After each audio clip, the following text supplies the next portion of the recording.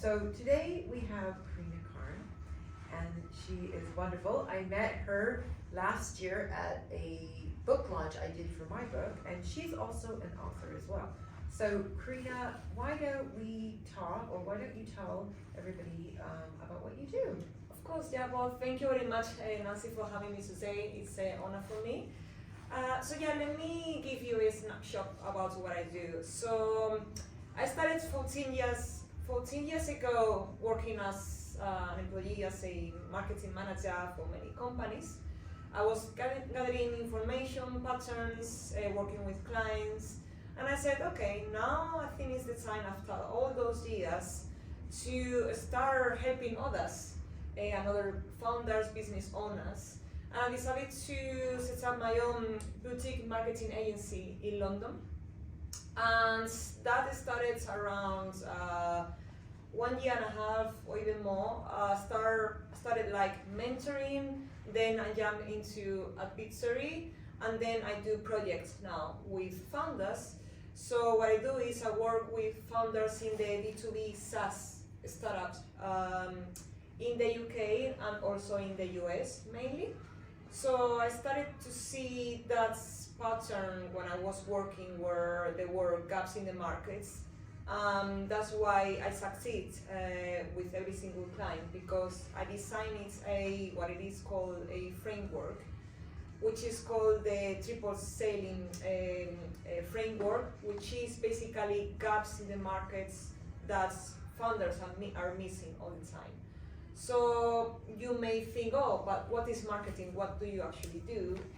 Very, very simple. I do when you launch a new product, for example, you have a startup or e-commerce, you are launching a new product on the market. So I jump in when you are launching that to make sure that everything is ready. And also I do the positioning, the brand positioning, messaging, making sure that your brand fully aligned with your identity and also resonates with your targets. And that's basically it. I do also the retention strategy and all those type of things. But yeah, just to give you a clear summary about what I do. Thank you very much. So today's topic is we're going to talk about how I started a business. And so what sparked your idea for starting your business, Karina? So the reason is because I understand about consumer psychology. I have a strong foundation in behavioral science, which is what is going behind your mind to make decisions. Yeah. So I started when I was working. I saw, as I said, a pattern with clients, the way that they think, the way that they choose things, products, and businesses, and it all goes to that mindset. And founders, they always try to advertise their products and services, but they don't actually connect with the needs that those that public needs, right? That customer profile needs. So that's why I decided, okay, I started many years ago studying psychology, the customer psychology. Why do they choose? What are the biases, heuristic biases, cognitive biases, and everything? And what I discovered, it was very interesting. That's why I also wrote a white paper about it, and I started my first book. And it's basically I wanted to help people, founders, to open their mind, trying to show them the actual big picture. What is invisible today is your competitive advantage for tomorrow. You may have a business, you may have a startup, you are launching a product, is fabulous, you have one of the best features on the market.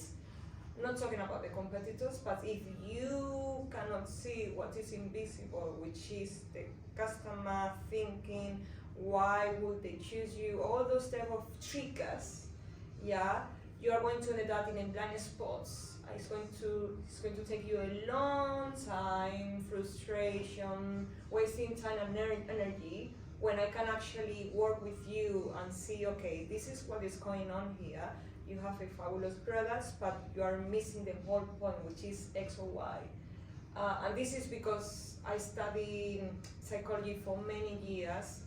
And yeah, so that's basically it. Wonderful. Yeah, I think you're right there about the behaviors of your business because I think a lot of people are attached to the idea rather than connected to the business. And there's a real difference, an attachment. My book is about analogies, but I would say that a lot of people maybe have children because they want them to be actresses or lawyers, and they don't connect that this is a separate entity and there's a behavior to it. So the friends of your child or your product or service is going to be very different to your friends and who you have. So you're very correct on sort of understanding the psychology of your business. That's the brand personality. So you mentioned that you wrote a book, but you have a second book out now. So very congratulations. So Thank you. what drove you to write the second book, and how are you connected to that book? Yeah, of course. So my second book basically is consumer psychology and brand positioning, launching a new brands. So I connect those two subjects on the book. It's very interesting. It's very practical and easy to understand. It's not complex at all. As you can see, it's very short as well. And I explain here is where I develop my framework, which is called the triple selling framework. And basically, it's a framework that is very simple to understand. To validate a product on the market, you need to. So it's like a boat. Yeah, you have three cells on that boat. The boat needs the wind, right, to advance, right? So with these three cells, the first cell is validation. It's a validation. If you don't have a validation for your product, that boat won't advance. The second cell, it's how easy it is for your public, your customers to understand you, who you are. If you are complex to understand or you put too many features, there is going to be that effort, cognitive effort for them to understand you, which will make them go to the competitor. And the third cell, and the most important one, right, is the familiarity. Are they familiar with your products, or perhaps they are not interested? Do they know them? Do they know your products very well? That's how you validate your products, your business. Yeah, that's on the first stage. That's why on my book I spend it very simple. Position your brand in a way that resonates with your public, with your audience. And like either you have a business, or you have an idea, or you are already on the long run, and you want to scale and grow your business. Doesn't matter. There are invisible triggers that can make you advance faster, reducing mitigating risk, and faster. Of course, there are many elements here. I don't talk only about that. I talk about many other things. But mainly, that's the framework that I developed. Wonderful. And where is your book available? Of course, you can find it on my website and also on Amazon. Also on the major retailers like Waterstones or Foyles or any other place. Great. In the UK. And would it be recommended that you read the first book before you read this book, or is it a separate sort of subject? My first book, it's Invisible Triggers.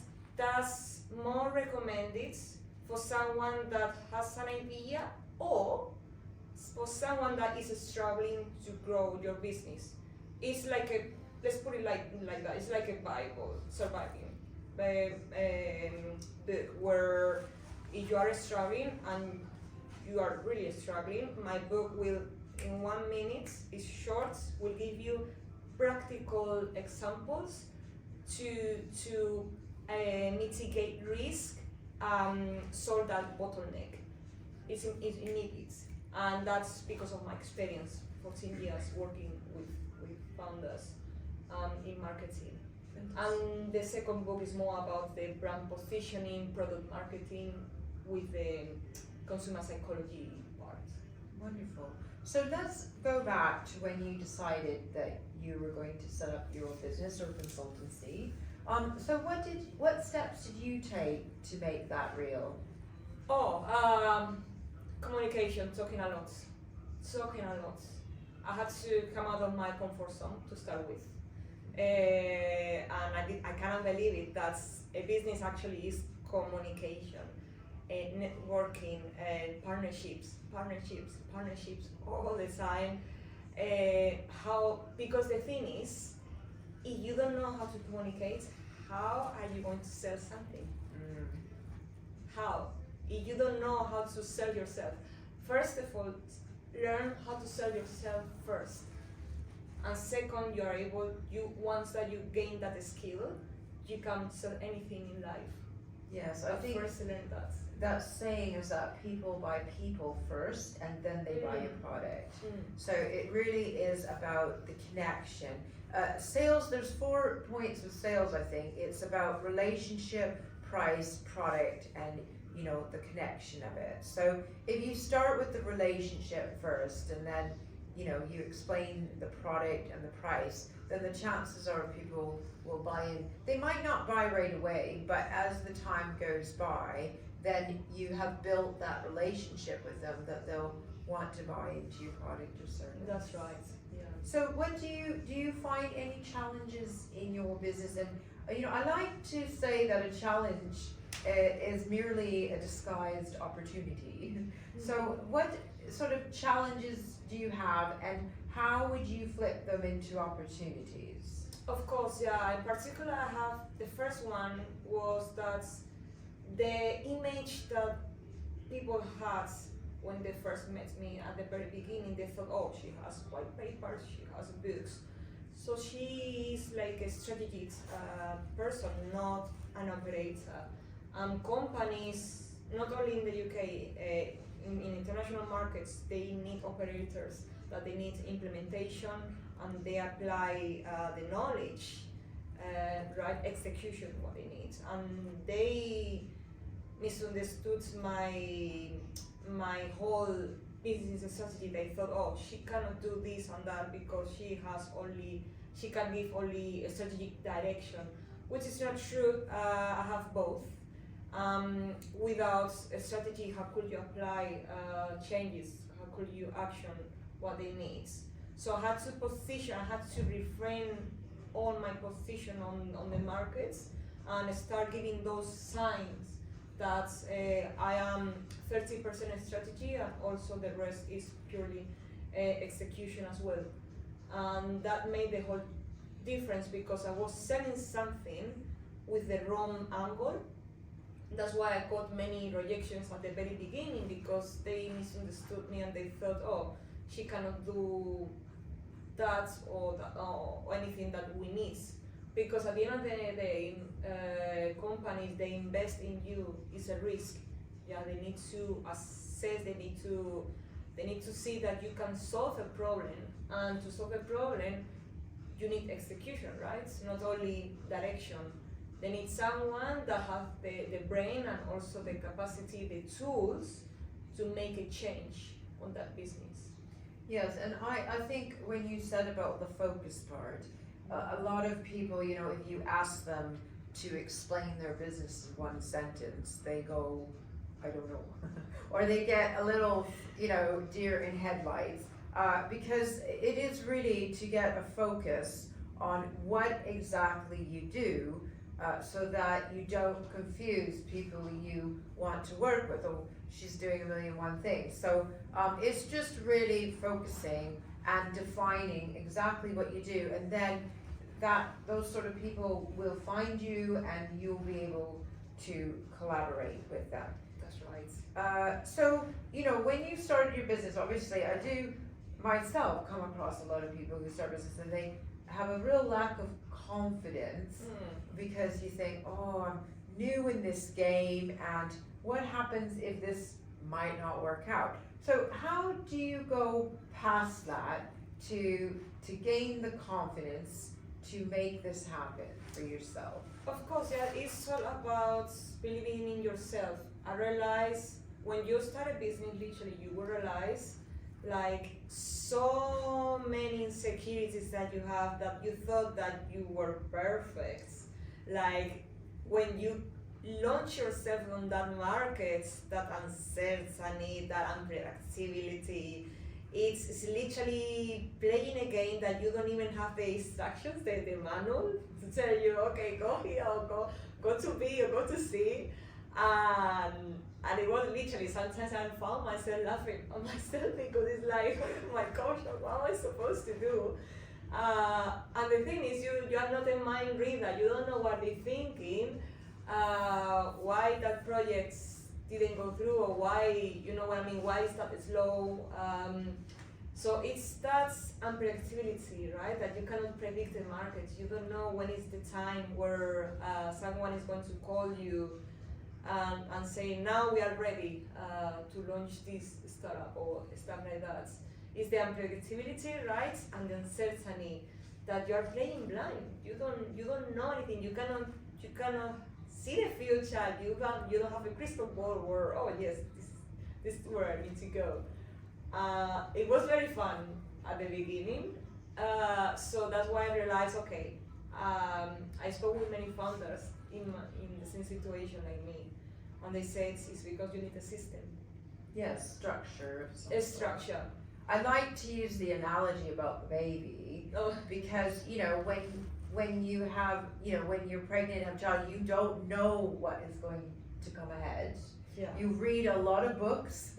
You meet other women that might be pregnant with their child, but you must believe in the journey, and you must believe, okay, I'm going to be a good mother or father, and it will all work out okay. So I do think, from when you started your business to now, I believe you've probably gained a lot of confidence because you've had a lot of trials. And I like to say a rejection is a redirection to more strength. So that's a wonderful way of saying it, Karina. But so what makes your business different from other people's businesses? Of course, yeah. So I realized that there was a huge gap on the market where many of the operators out there, they do only the execution, but they don't have that strategy mindset. They don't know how to give direction to the customer, to the client, and they are just following orders. Like a founder is telling them, "Oh, I need this and that," and they do that. They take orders, but I don't do that. I give direction first. I do an assessment and auditing on your business, and I will tell you, okay, this is the bottleneck. You think that you need that, fine, but you need to be aware that there is a huge opportunity here that you're not considering, and also a risk here. I will take this action, and then I do the execution as well. And that's what makes me different, I guess, and also the customer psychology, right? The strong foundation of behavioral science. With those biases, triggers, those invisible triggers. And yeah, I guess the patterns that I've seen all my life in the markets, I would say. Wonderful. And what's something you learned a lesson from in this business that you would like to share that might help other people in their business? Right, so very simple, yeah. Have an idea, immerse yourself on the market, test it fast, gather information and data, iterate, and repeat. Same process. The faster that you do it, the best. And don't try to accomplish, and we talk about that later, don't try to accomplish multiple things at the same time. It's, as you said, Nancy, it's like a baby. Take out your baby first. You need to feed them, you need to nurture, right? All those type of things. And don't forget it. It's a baby, and you need to take care of that. And in order to scale or grow a business, right, make sure that your foundations are strong enough for that. Yes, I agree with that. I think there's lots of lessons to learn when you're in business, but Yeah. that one's quite key. So If you were to start again today, you know, after all the things you've learned in your business, what do you think?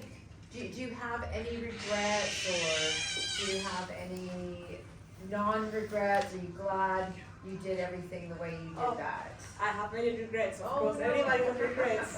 Okay. Yeah, so I wanted to do multiple things, and because I saw so many opportunities, and I couldn't even finish the first part because I was already on the second part. So you know what I'm trying to say. It's very hard to focus and develop something where I tend to get bored as well. And you want to do so many things. So I would say focus on one single thing, and have patience for that to grow. It's like a seed that you put, right? You need to wait, nurture, have patience, and of course, don't be passive. You need to be proactive as well. Yes, it's funny because I did read somewhere, like when McDonald's started, they did the hamburger and they perfected the hamburger before they went into the Big Mac. So, you know, personally for me in business, I learned to finish one task and perfect that before you get to the next task, because it can get very overwhelming. And there is no rush. Like, you know, you're on this journey to raise this business in a certain way, and if you rush it, then it just collapses. You know, if you were to build a house and you want to live in the house next week, and you rush everybody to do it, then you'll feel the cracks. So there's no rush in business as long as you are moving. You know, the turtle won the race before the hare. So, Exactly. you know, so there's no, everybody is on their own speed, sort of thing. So what do you think is your proudest moment in your business? Well, I have a few of them. So I'm very proud that, first of all, people now understand the value that I can provide to a company, because I had to educate them as well for a really long time, trying to say, okay, I know that I'm different. I know that I'm not the classic marketer. I know that. So I was educating for a really long time, and I'm very proud now because now they see the real value that I can provide for a startup, and that made a huge difference for me and for that company, because now is where they can see results. And now they're growing thanks to me, those companies, and literally they call me and they say, Karina, I need your help on this. And I remember at the very beginning, I'm not sure if she can, she's more a strategist. And now they call me, Karina, please, only 5 minutes. I say, I'm busy this week, okay, only 5 minutes, and now it's like 30 minutes on the phone. Oh, that's so good. But yeah, I'm very proud of that, I would say. Congratulations on that, well done. So, is there any advice you can offer our guests today? I'm sure you've got lots of advice, but maybe, you know, a couple pieces of advice that would, help these individuals in their business. Yeah, I will tell you one thing. The first thing and the second thing. So the first thing is that I wanted to set up my first business more than 14 years ago. You won't believe this, but family, friends, everyone around me, that environment, they didn't believe in that path.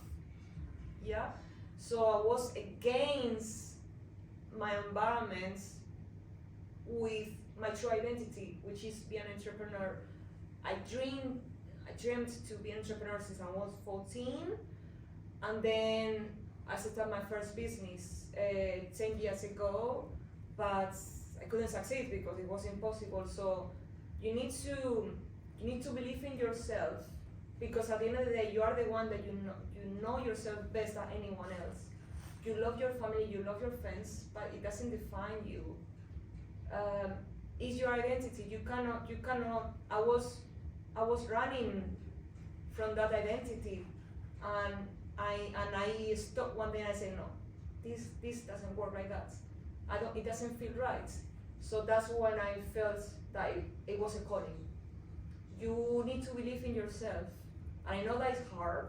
Believe in yourself, and the moment will come, and you will see results. But you need to be patient, because you will have that noise behind you, where you have amazing jobs on the market paying you 60K annually or even more, with amazing benefits, family behind you. Now I have a steadiness. I bought a house, car, whatever, blah blah, traveling, amazing, and that triggers you to go back to the old path. But don't let those things guide you, because it's your identity. You are an entrepreneur in your heart. So continue the journey, because the reward is going to be very good. And the second thing, and I finish, is that you're going to choose a path that is uncertain, and you are going to walk in a path that you are going to be like blind. You don't know where you're going. You are going to be afraid, because this is purely psychology, right? We are built as human beings to have predictability, to have comfort, and we always want to know what's next. But when you're an entrepreneur, you don't have that. Forget it. You need to be brave enough and surround yourself with people that already built that. Because if you surround yourself with people that are weak and they didn't go through that, they will give you the wrong advice, and it's crucial that you don't waste time and energy. Because when you're an entrepreneur, time is the most precious thing that you need to protect. Your energy, because time will affect your money, your revenue, your pipeline, the way that you prioritize, yeah. And don't try to take the shortcuts. Yeah, as you said before, don't try to take the shortcuts. Be all the time as well on your feet. Try to put your ego down, because your ego as well will whisper on your ear, oh, you have this fabulous job on the market. Take it. It's easy.